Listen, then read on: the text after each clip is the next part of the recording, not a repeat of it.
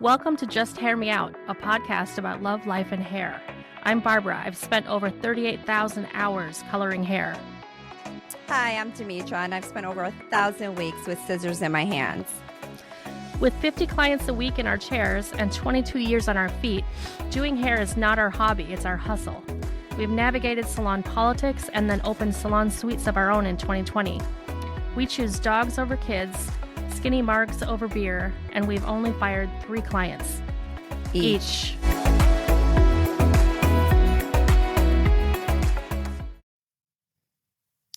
Welcome back to Just Hair Me Out. We are back here with Ashley, the extension specialist, stylist extraordinaire, and I have learned recently a new term called mortuary cosmetologist. So Ashley has also worked on dead people. Yes, I have. So tell us about this. This is like exciting. Yeah, I like most young girls, when they wanted to grow up, they wanted to do hair for dead people. On dead people. And I got the opportunity to do that. I was not seeking it out. It just kind of landed into my lap. And I did it for about 2 years at a funeral home downtown, actually. Downtown Chicago. Downtown Chicago, yeah. Cool. So one of my absolute favorite shows of all time is 6 Feet Under, which I was asking Ashley about this. She hasn't seen the whole thing, which is shocking. She's seen just bits. Is that right? I think I've seen the first and second season. Okay. Yeah. Okay. So, how did you fall into doing this? And is that a term you know, a mortuary cosmetologist? Yeah, mortuary cosmetologist. Okay. There's cosmetologists who do hair for the deceased, but there's also the funeral director who does all of those things as well. It just depends on what the person needs for the visitation.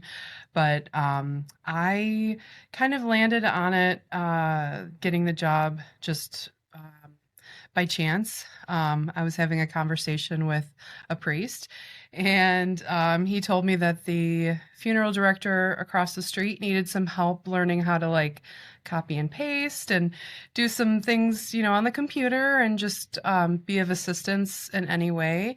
So I didn't go in thinking I was going to be able to work with the deceased, but there came a moment where I needed to just check on the haircut that the mortuary cosmetologist did, just to make sure everything looked good.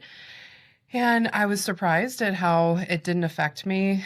I didn't feel sad or scared or anything like that. So that was the first time I just kind of peeked, moved some hair around and was like, hairspray and all right, she's ready to go. And then over the next couple months of starting there, they started getting me to do other things like actual haircuts, color, nails, stuff like that. So. Now, and did you ever do makeup? Only one time, actually. Okay. So the funeral director usually does the makeup unless there's, some type of reconstructive needs. Then that is, funeral directors are trained on how to do that. Or there's a mortuary cosmetologist who's really trained in doing those types of things. But I am just a cosmetologist who happened to be working part-time at a funeral home. So I kind of filled in as needed. They did have a hairstylist who they would call when they had things, but she wasn't always available, so it kind of worked out. But the person I did the makeup on was actually my mom. So, how yeah, nice. Yeah. And actually, once I started putting her makeup on, she looked like herself. It was kind of crazy to see how, you can take someone in their last moments and, not everybody looks pretty in their last moment, but to be able to do that for someone, at their last moment is kind of an honor, to be honest. So, but yeah, the makeup is where it's at. And you'd be surprised how these male funeral directors can do eyebrows. Hey. You'd be surprised how awesome they are. at the eyebrows. Now, I was reading something because I was kind of wondering about like certifications or how it all would work. Um, could you use your mom's regular makeup? Yes. Okay, because I was reading about Yes. how like, well, makeup that we use is kind of designed for, our skin is warm. Yes. Yeah, Yeah. So but with it was okay. it was. I did have to do quite a bit of contouring with her because she had a lot of fluid built up. Oh, So depending on how the person passes away, like with my mom, she was in the hospital. They were pumping her full of fluid and her lungs were filling up with fluid, so she was just filled with so much of it that it was really hard for the funeral director during the embalming to get all the fluid out. So she was very puffy, and I was able to, I mean, I used her makeup, but I used whatever was in the funeral home too, if needed, which is where the contouring came in, and I was able to make things look a little slimmer for her. Um, but that makeup will never be used again. yeah, That's for sure. yeah. But there is special makeup too. Yeah, I would think that foundations and things would need to be Yes. different colorings to, because what you're starting with would be more pale, correct? Than, yeah, Usually, yeah. It also depends on the embalming. There's a few things, the embalming, also what they may have went through before they passed. yeah. Different things can change. So yeah, absolutely. Colors need to be adjusted and corrected. I would like to get really organized for myself and get a spray tan. Oh, you should get a spray tan. Oh, wait, but I think I'd like to be cremated, so maybe that doesn't Oh matter. no. It's, well, you know what? A lot of people are getting cremated nowadays, and a lot of the visitations, where the bodies are prepped to have a visitation, Yeah. um, they usually get cremated shortly after. Oh, yeah, So yeah, but so yeah, not everybody, not a lot of people are doing burials in the ground. So a lot of they actually aren't doing too many visitations anymore because of cremation being so big. But there are people who will do. I did a highlight on a woman once. The family just did a visitation with her, and then she was off to the crematory. So it wasn't even for like a big thing, but it was before the family viewed her and said goodbye. They wanted her to look like herself. yeah. So, yeah, Interesting. yeah. So you did a highlight on her, Did a and highlight. Yeah. um, this is maybe a dumb question. Was she laying down the whole time? Yes. Yeah. So, yeah, they're Like in usually the table? on the table, the prep table. Yeah. Yeah, which the prep table has like a drain at the Yeah. end of it. That's where all the embalming is happening on the table. So when the body is finished being embalmed and then the beauty services begin, the first time I ever did that was the highlight, where I'm like, well, okay, so if I wash out the highlights, where's the water gonna go? How do I do this? Yeah. It didn't it kind of freaked me out a little bit, right? At first. And then I asked the funeral director, and she said that basically you're rinsing the head, and then the water goes down where the drain usually is at the end of the table.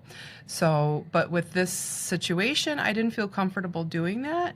So I did what we used to do in beauty school when one side of your head was like Finished? but Yeah. the other wasn't. We would take spray bottles of water and towels and literally spray the crap out of the hair and squeeze the bleach out. I just did that over and over and over. And I didn't have to tone her. There's no heat from the scalp either, so I had to use a Right. blow dryer to help process things faster. Yeah. Because heat is what speeds up the process, for those that don't know. So I had all of these things that I broke out from beauty school, and was able to do it. So I got out of having to get her wet because I didn't want to do that, but apparently that's usually what happens. So, Gotcha. yeah. And then after I did her highlight, I blowed her out, and she looked so good that my bosses were like, wow, she actually looks like herself. Like, when you look at the picture and you look at, sadly, when people pass away, depending on how they pass away, they don't always look like themselves from what you're used to. So, Yeah. but once you actually like do their touch up, their makeup, their nails, I did do nails quite a bit. Then they really look like themselves. And Yeah. but That's awesome. yeah. Speaking of people not being buried as much, I feel like Yeah. they're going to run out of places to bury people. So I think every 100 years, and I might be wrong about this, but I think every 100 years in certain countries and in certain areas, they actually do remove the deceased. Really? Yeah. So like when you buy your plot of land, Yeah. it's only good for a certain amount of time. And I think that's 100 years. Yeah. And it's all like with the state of Illinois, the United States, I think it's all done on a state level because the state controls all the cemeteries and regulates the funeral homes and all of those things. So yeah, I think they make room. So they make room Jeez. yeah. Well, I was a show I was watching called Billions. Okay. It's so good. It's on Showtime. Side note. One of the main characters was like insistent. It was a big chore, but he was insistent on getting a funeral plot for himself in like Central Park. Oh. Like I think there was it was somewhere in Manhattan, but there was like some green area. Okay. Nobody ran on me. It might not have been Central Park. Anyway, I digress. It was a very interesting topic. Okay. Did he get it? He did, but it was like crazy expensive. He had to like get it from somebody else. So he had to convince them to sell it to him. Oh my gosh. Yeah. Wow. Okay. Whoever has the most money. Yeah. I guess it can buy you anything. Money can buy you anything. It can. Yeah. Also, I went to Asia on vacation once, and in Hong Kong, well, people who are Buddhist would definitely cremate. Yes. And then I went from Hong Kong to Macau, which is 2 islands. Okay. And interestingly, one of the islands is like Vegas in Asia. Oh. Did you know this? No. There were advertisements everywhere for like the Venetian. So big, huge casinos like Las Vegas in Macau. Anyway. Okay. And then there was the other island of Macau is where most people would live. There's a big racetrack that I think is a big deal and some like Christian ruins. So it is, they would speak Mandarin, Chinese, and Portuguese. Oh, wow.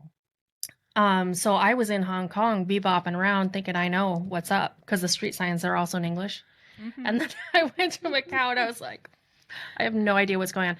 But anyway, we took a bus to go to some like ruins of an old Christian church. And along the way, I saw this shop and it said Western style coffins. Like you gotta work hard to find a coffin in Asia. Really? Yeah, because it's not really their culture. Because they do cremation. But again, in Macau, they have like the Portuguese had brought quite a Christian culture with them to Macau. So really interesting. Wow.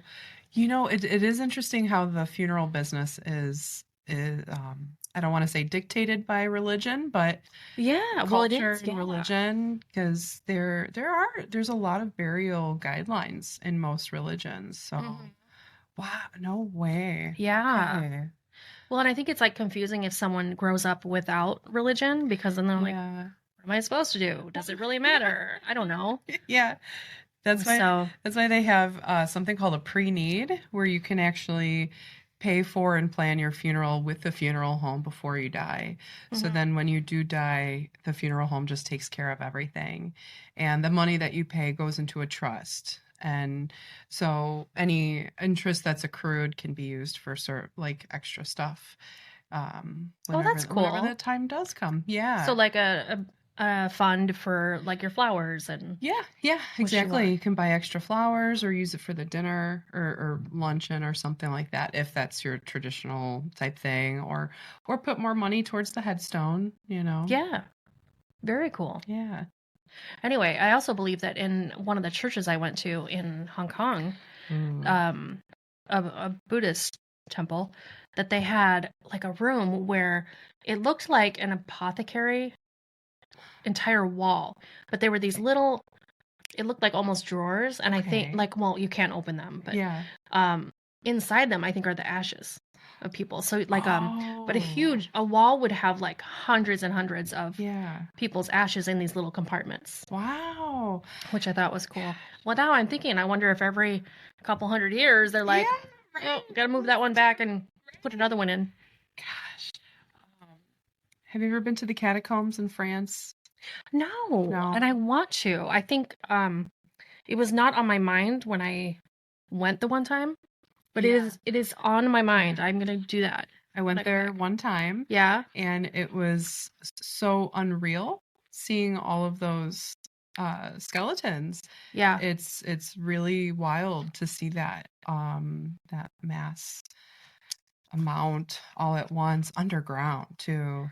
Now, It's- are there full skeletons or is it like skulls? Everything was organized, Yeah. so there were certain sections where it was just all like femurs Oh, stacked up, and then skulls, and then some decorations too with the interesting. skeletons. Yeah, yeah. It was just bones everywhere. It was almost it was like walking into a movie set. It didn't feel real Yeah. seeing it honestly. So, Jeez. yeah.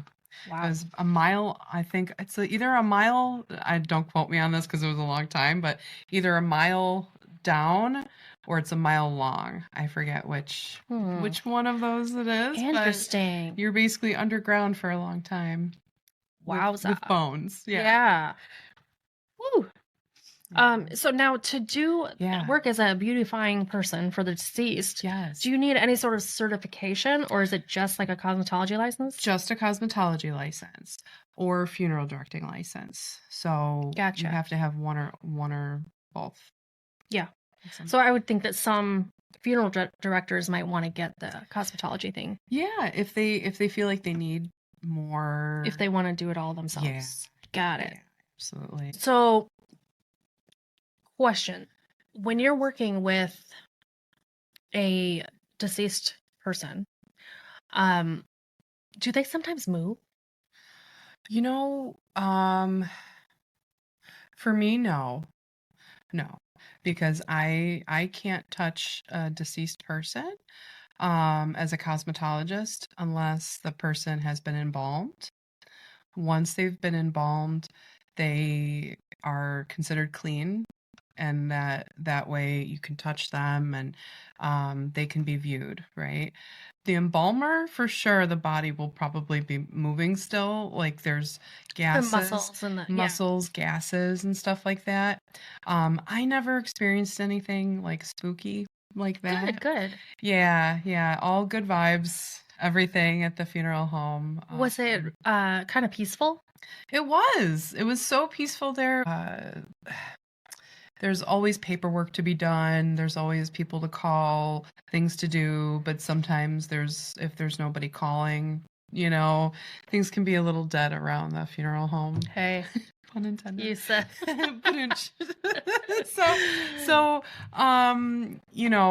Bringing bodies to the crematory, which, fun fact, there's no crematories in the city of Chicago. It's illegal, so it has to be on the Oh. outskirts of the city of Chicago. Interestingly enough, Okay. I don't know what year that changed. Sometimes I would go to pick up deceased cremated remains. So technically my car is a hearse. Technically. I will say that something I did not know, it took me 2 years to figure out of how cremation actually happened. I just thought that the body was incinerated and then you have your ashes. Until one day my boss looked at some remains and was like, these don't look like they were blended well enough. And a light bulb went off in my head and I thought, wait, excuse me, what? Blended? What? He's like, yeah, after everything's cremated, they have to put your bones in a blender and it goes to ash. Yeah. And Oh, so when the fire part of it just it gets everything but bones. Yes. Yes. And I'm a big boned person. So if I were to be cremated, my bones, my cremated remains might be heavier than like little grandma Susie, who was like 90 pounds, right? But so yeah, it took me 2 years of working there to figure out what actually what happened during cremation. Interesting. Yeah. So is it like I don't mean this like in a bad way. Is it kind of like a blender that's made for that? That's a good question. I did not ask that Okay. myself, and I don't really want to know. Okay. But I'm envisioning Fair. I'm envisioning like some type of blender, you know. Okay. It's like when I worked there, I always had my blinders on. Because you don't want to like see things you're not supposed to see. I always wanted to be super respectful for the deceased. Yeah. And honestly, my bosses were like the most integral, hardworking, honest people that I've ever had the pleasure of working with. So did you have any scenarios of deceased people you worked on that were like they had passed in kind of a negative way?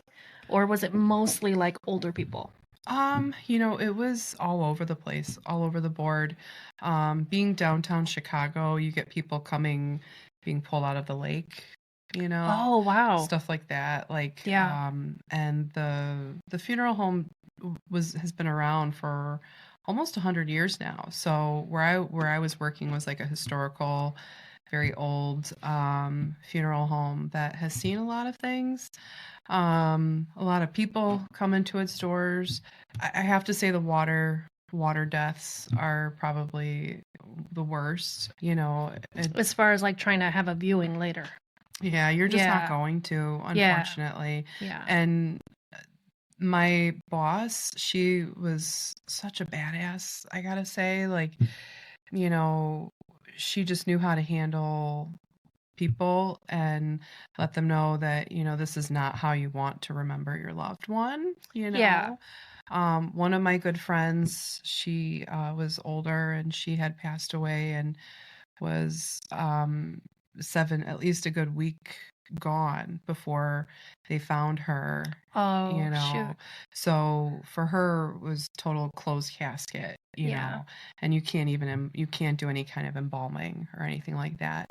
I think there's a time frame of like when you can and can't do embalming. Of course, the family, if they want to view the remains, they can, of what's left of the person, but that could really scar someone. So, Yeah. I've, there's so many sad stories, sad passings. It's like everything under the sun that you can think of. A lot of accidental deaths, Yeah. unfortunately, especially from like hospitals. Oh. That's like a thing. Yeah, a lot of oopsies. Oh no. Yeah. So it just kind of working there, it just was like, wow, okay, this is just a part of life. This is every day. Somebody's suffering in some way, shape, or form, or so life should be taken very seriously. Yeah.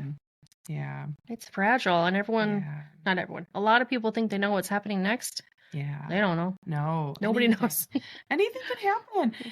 I always used to tell my mom that too when she got breast cancer, and she had a very short bout with it. And I just kept, she kept saying, I'm dying, I'm dying. I'm like, no, you're not dying.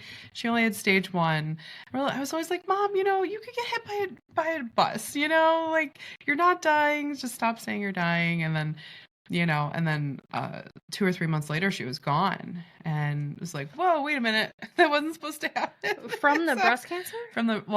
She had chemo related complications. Oh no. Yeah. So Okay. So she She Well, a one is kind of low, right? Like it you is. would think that it would be okay. Yeah, you would think. That's why we were like, oh, stop saying you're dying, Oh, But she had other health issues. And when you do chemo, that's some real hardcore yeah. drugs that are trying to kill stuff, but it kills good and bad. Right. And so she wound up with some blood clots. And yeah, we really did not see it coming, honestly. So, but I remember she was always like in the hospital telling everyone, my daughter does hair extensions and she works with dead people. And I'd be like, Mom, please stop telling people that I work with dead people. I don't want people to know that because, clients might, like, it doesn't make me grossed out in any way, shape, or form dealing with deceased people, but it might freak some clients out or some people out. So I always kind of kept it under wraps as much as I could, that I was Yeah. working at a funeral home. But my mom was so proud of that. She thought it was so cool, Yeah. And yeah, so I got to do her wig in the casket and her wig, her makeup, her nails, and she looked so good that everyone was like, okay, she looks like she's still alive. And they were asking if I could do them when they die. So I was giving out business cards. Like, put me in your will. I'll do, and these were like, my mom was a hairdresser, so she had, everyone you could think of at her wake, which was actually at the funeral home I worked at. And it's interesting how that Perfect. all worked out. But they took really great care of my mom. And but I did take a picture of her in the casket because I knew that if I were to ever need some type of portfolio for something like that, having it of my mom would be perfect, because Yeah. I wouldn't do that. And, in the funeral home, I wouldn't take a picture, I wouldn't do Right. that. Yeah, But, yeah. but for my mom, I could. And Yeah. she, was so proud of me. And it was the nice thing I could leave her, how sometimes people leave stuff in the casket. It's like I got to leave that thing, that we Yeah. bonded over in the casket for her. But yeah, it's interesting. Families give you a picture of the person and then you have to replicate what's on that picture. Yeah. And Which I gotta point out, yeah. just in case anyone's wondering, Yeah. which is a lot easier when you bring pictures of yourself to your hairdresser. Yeah. Where we get in trouble is when you bring a picture of Christy Brinkley. Yeah. And Yeah. I'm trying to think of a good example. Yeah. Jennifer Aniston. Yes. Oh yeah. Okay, her hair Yeah. is like she is known for her Gorgeous. hair. Yes, she is. If you have 5 hairs on your head and you bring me a picture of Jennifer Aniston, I'm gonna laugh in your face. Yeah. And can't be helped. But anyway, okay. No. Go on.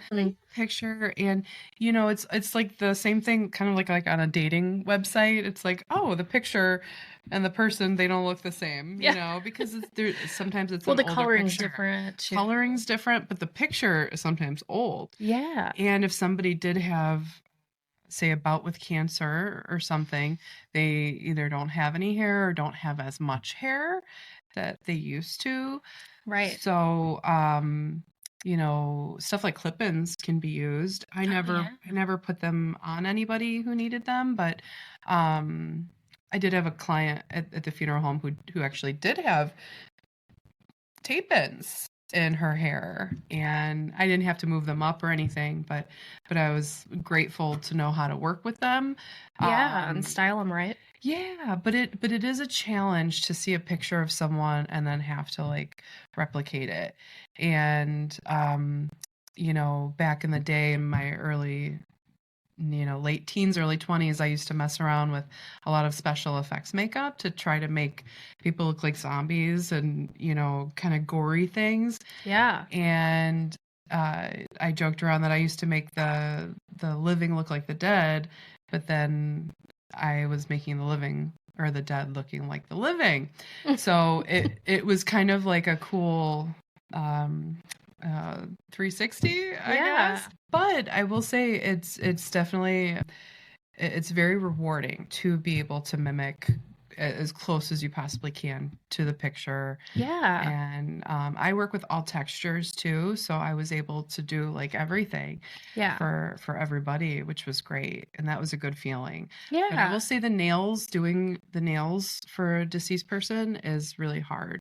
That's probably way harder than doing the hair. But one of the things I'd say is that, when you're working on a living person, you tell them, okay, can you move your head this way? Look down, look to the left, look to the right. That way it doesn't strain us when we're trying to move and shake when we're cutting your hair or coloring your hair.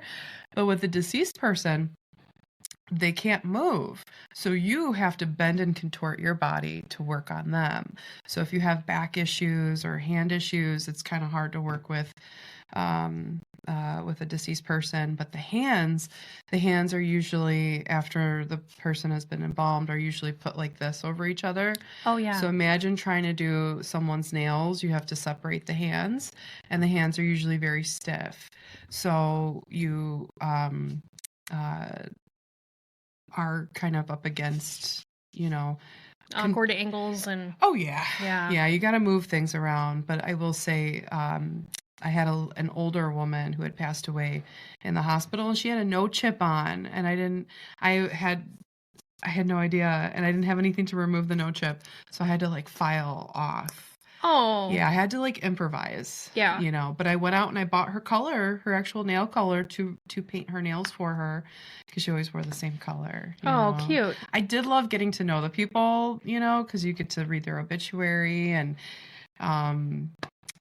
learn about these people, and some very interesting people out there, gotta Yeah. say. Yeah. Yeah, very cool. So are you kind of into zombies, the zombie thing? I am. Out of all the horror genres that are out there, and I back in the day used to be a huge horror nerd, where I knew about all the horror B movies. I knew about all the directors, makeup artists, special effects, all those types of things. I've been to all the conventions, and I don't watch that stuff as much anymore because it kind of desensitizes you a little bit, or at least desensitized me. But I actually really like the zombie stuff, and it's really interesting. After I lost my mom, I watched The Walking Dead. Yeah. And I gotta say, having an example of all of these people losing the people that they love on a regular basis, and watching them survive and move on with their lives and just deal, helped me kind of grieve and go through losing my mom. It's such a weird thing, but The Walking Dead and zombies kind of help me do that. Zombies give me a lot of anxiety, not gonna lie, but it was interesting. Are you concerned that they could be a part of reality in the future? You know what? Am I concerned? No. Okay. Am I prepared? Yes. No. There's a book called The Zombie Survival Guide by Max Brooks. Yeah. Who just so happens to be Mel Brooks's son. Mel Brooks, who did, Young Frankenstein and Blazing Saddles and all of those funny movies.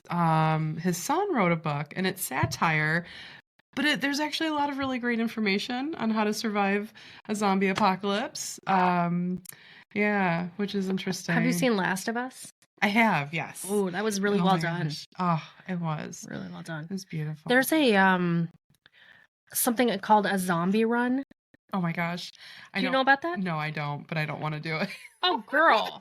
No, you do. Probably start hitting people or something. Listen to this. So I used to go to church all the time, and a lot of the people I went to church with, there was like a group where all the wives were like staying home, but they're like, oh, our husbands are going to. They would go to Wisconsin, where they every year have a zombie run. And when you purchase a ticket when you're going to participate, right? And then you have to say whether you want to be a zombie or just a regular person. Oh my gosh. So people sign up to be a zombie. They put the makeup on and they chase you while you're running. I just think that makeup would be so cool, doing the makeup and whatnot. Oh my gosh. I did do that once to myself. I made it look like my face had been melting off. And I had different pieces spirit gummed to my Prosthetic. face, prosthetics and blood and guts and stuff. And I went to a show. It was my friend's band, the Draculas, were playing, and the bass guitarist, his mom was there, Sounds like they suck. and they were really good. No They were good. really Vampires, Oh, they they suck. really, but it, that went right over my head. Well, the mom, she sees me and she's like, "Let's see what's under this mask." And she goes to like rip off, and she Oh. can't because I have It's your different face? pieces Oh. glued on. Yeah, and driving to and from, I mean, it looks like my face was melting off. Like, it was really disgusting. Yeah. I was a zombie Joey Ramone that Halloween, but but it looked really cool, you know, and Nice. yeah, that was fun, freaking people out while I'm driving. Yeah. So, interesting fact, my dad was in theater quite a bit, Ooh. and I started doing hair and makeup, mostly makeup, Oh my doing gosh. makeup for productions he was doing. Okay. But I do remember when I was like really little, like we first moved to Chicago because he was doing Cats at the Goodman. Wow. And I remember going there with my mom and my brother. And I was like small enough that like they carry you, you know, like, but I remember this. And we went, you know, it was before it even started. We go backstage to see my dad. All these people, because everyone that knows my dad is like, "Oh, you have kids," and blah blah blah, you know, and they're freaking out. They're running over, and they anthropomorphized. Oh, no. I was screaming bloody murder. I was terrified. I mean, and it was like these probably lovely people, and they were like, "Oh," because I was really, really damn cute, and but they came at me, and I was like, "Oh my god, it's a life-size cat." Oh my gosh. I never recovered. Do you like cats? No. No? No. I'm sorry, that must have scarred you. Yes. Oh, Yes. poor baby. Wow. What a cool job, though. Yeah, no, but I mean, how cool is that, though? Yeah. The makeup for theater and whatnot. So fun. Crazy. It's crazy. It's amazing. I will say one thing I thought of when you first had told me that you had worked in a funeral home. Yeah. I was thinking about, okay, this is kind of rude, but I do know, you know, a handful of hairstylists. I know a lot of hairstylists, okay. Just a handful who aren't really good with people and maybe don't enjoy people that much. Oh, yeah. And or you're like slightly socially awkward. Yes. Yes. Which I don't personally have trouble with. I don't think. You can tell me if I do. But you know, I have plenty of faults, but I generally I can talk to just about anybody. And but I have thought, why would you do hair if you don't want to talk to people? And oh my gosh, they could totally work on the deceased. Yes.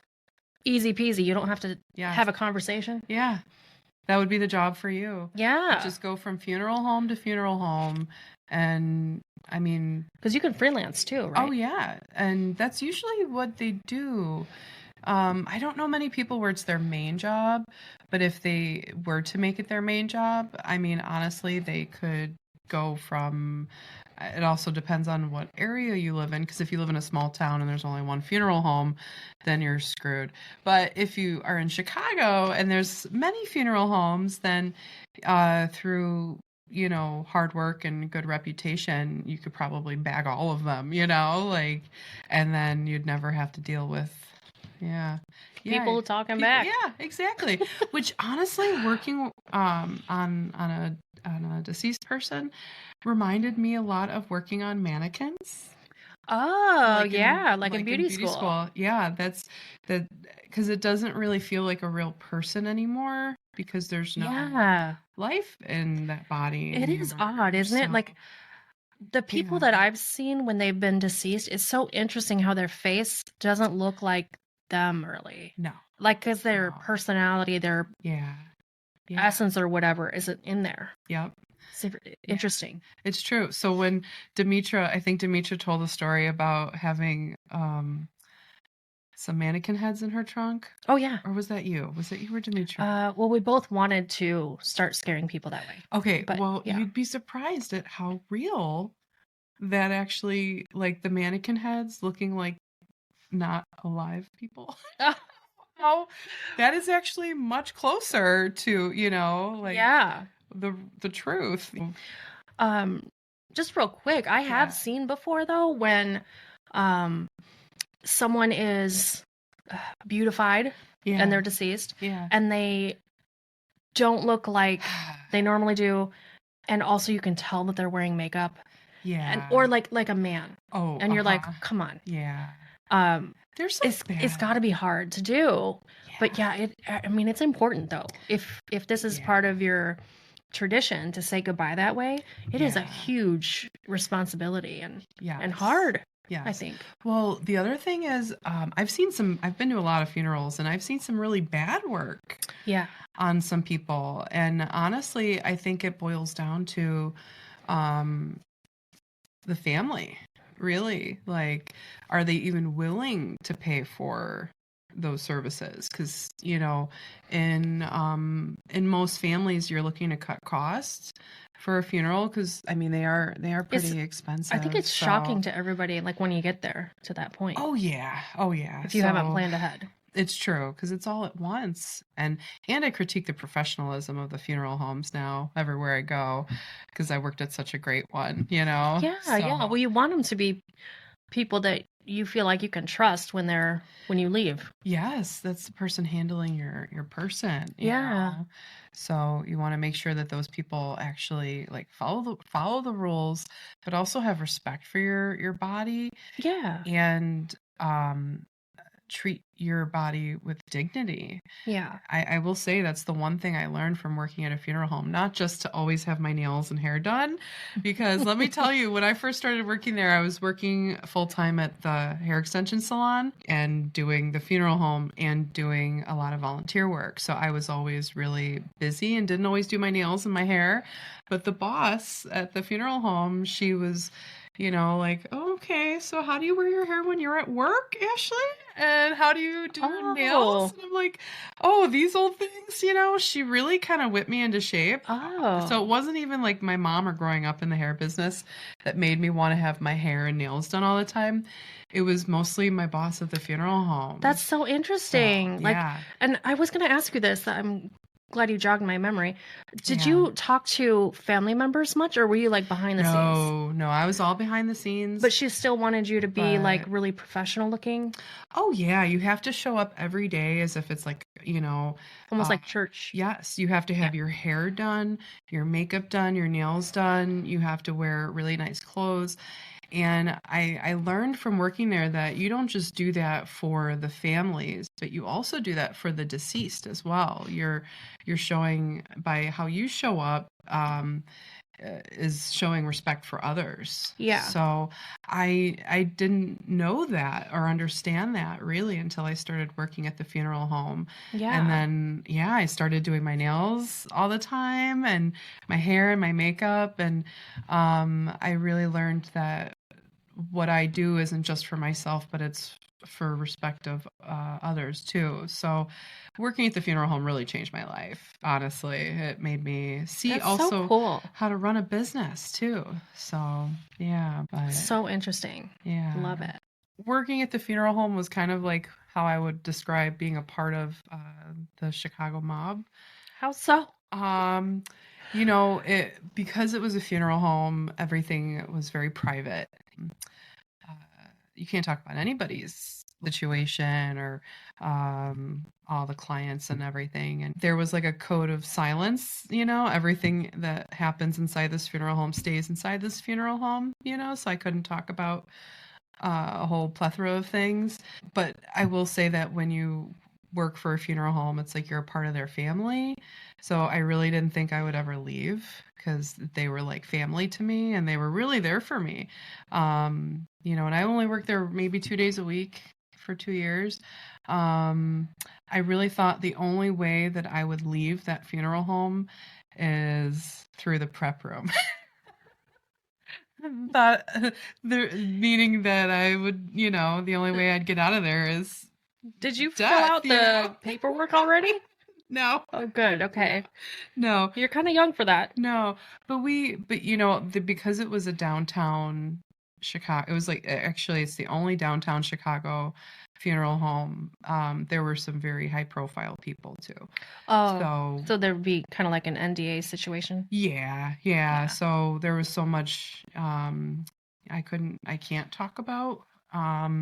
But it really did feel like being a part of the mob. It's like they've got my back, I've got their back, and we've got everybody's that's coming through the doors back. And it was just being from Chicago and working in a Chicago funeral home, a historical one, it really felt like just very Chicago, Yeah. So I feel like you should write a TV show. I should. It'd be like The Bear, only should. Oh my gosh. the ash. Yeah. Ooh. Well, because ashes. Yeah, right. Oh my gosh. Cremation. Well, sorry. I'm good. Well, at the same time, I also might have told you that when I was working at the funeral home, I was also doing jail ministry at Cook County Jail part-time. So, or not part-time, but just like a couple times a month I was going into Cook County Jail, which was a lot of fun. So, was it like women only or both? It was women only, maximum security. So really? Yeah. So I was doing a lot of running around at that time. But yeah, between the funeral home and jail, Cook County Jail, I was very engrossed in some very Chicago type stuff, Yeah. But I went to an all-girls high school, so for me, being around all women was just so natural. And I just, in general, love women and love supporting them. So going to visit them in jail was like, I felt like I was at home, like I was in high school. Yeah, it was probably like school, because also you're teaching, right? Yeah, and a lot of the girls, they're just happy to have a visitor, So, gosh, I loved it. I loved going to jail so much, but it's not a fun place. If you can only imagine, the building isn't put together with the best materials. So a lot of the poor people living in jail don't have the best living conditions. So the whole dignity thing, I'm learning a lot about dignity, people who are deceased, taking care of them with dignity, and then going into Cook County Jail and seeing these women who are innocent till proven guilty, not living as if they have any dignity, So yeah, I learned a lot about dignity at that time. Well, it's interesting because I think about that sometimes, where when people go to jail for something, it's kind of like their whole entire life is reduced to like the worst thing they've done, probably. Yeah. Yeah. It's kind of sad. Yeah. For someone such as myself who's made a lot of mistakes and done a lot of dumb things, I'm grateful for second chances, third chances, fourth chances, fifth chances. But it is hard seeing people behind bars that can't get another chance. Yeah. Well, it's also like you don't know their whole situation, and they could be quite a psychopath, which fascinates me. Yes. And psychopaths can be really fun. I've dated a few. Oh my gosh. So hey. But it could be that, the public isn't safe. Yes, which is true. Yeah. Anyway, doesn't mean you can't go there and have a chit chat. Exactly. All right. Well, I think that wraps up. I'm going to have to keep asking questions that you're not allowed to answer. So, okay. That was super informative. Thank you so much, Ashley. You're welcome. Thank you, Barbara. So you can find Ashley at marcelashhair.com. And we'll have all of her info in the show notes below. So thanks so much for listening, and we'll catch you next week. Bye. If you enjoyed this episode and you'd like to help support the podcast, please subscribe or follow. And please leave a rating and review on Apple Podcasts or Spotify. Lastly, follow us on social media for clips of past and future episodes. All our accounts are listed in the show notes below. Thanks so much for listening.